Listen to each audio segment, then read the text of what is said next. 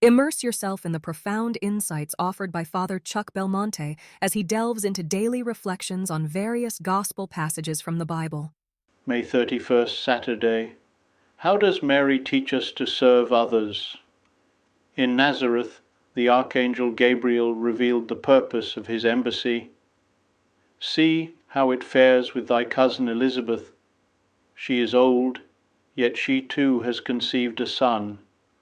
She who was reproached with barrenness is now in her 6th month, to prove that nothing can be impossible with God.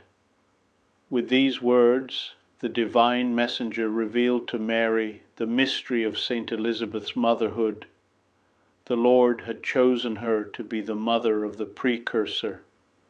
God wanted to heap joy upon joy.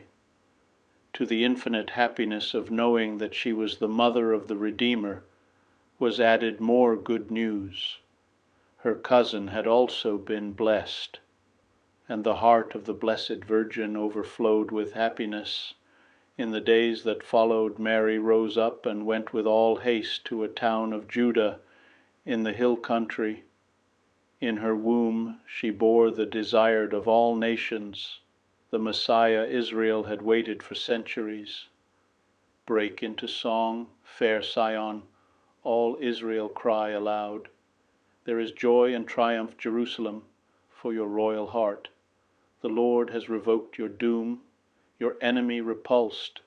The Lord is there in your midst, Israel's King. Peril for you henceforth is none. In the feast of the Visitation, which we are celebrating today, we can admire firstly the concern of the Blessed Virgin for Saint Elizabeth. She knows that her cousin, well on in years, needs the care of a young person, and she therefore goes with haste to bring her help and affection. This availability to serve is the immediate consequence of having found Jesus Christ. In our lives, too, intimacy with Jesus and with Mary is necessarily shown in the help we give others. As Saint Josemaria wrote, if we have this filial contact with Mary, we won't be able to think just about ourselves and our problems. Selfish personal problems will find no place in our minds. Mary brings us to Jesus, and Jesus is the firstborn among many brothers. And so, if we know Jesus, we realize that we can live only by giving ourselves to the service of others. A Christian can't be caught up in personal problems. He must be concerned about the universal church and the salvation of all souls. Concern for our spiritual improvement must be bound up with apostolate. We must therefore develop our interior life and the Christian virtues with our eyes upon the good of the whole church. We cannot do good and make Christ known if we're not making a sincere effort to live the teachings of the gospel.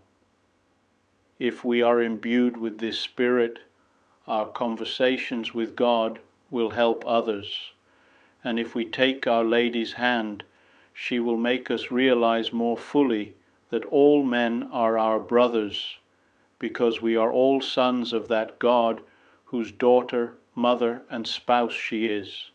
Mary brought Jesus to the house of Zachary. The unborn Baptist leaps in his mother's womb, full of the joy of the Holy Spirit. And we too, if we become identified with Mary and imitate her virtues, we will be able to bring Christ to life through grace in the souls of many who will, in turn, become identified with him through the action of the Holy Spirit.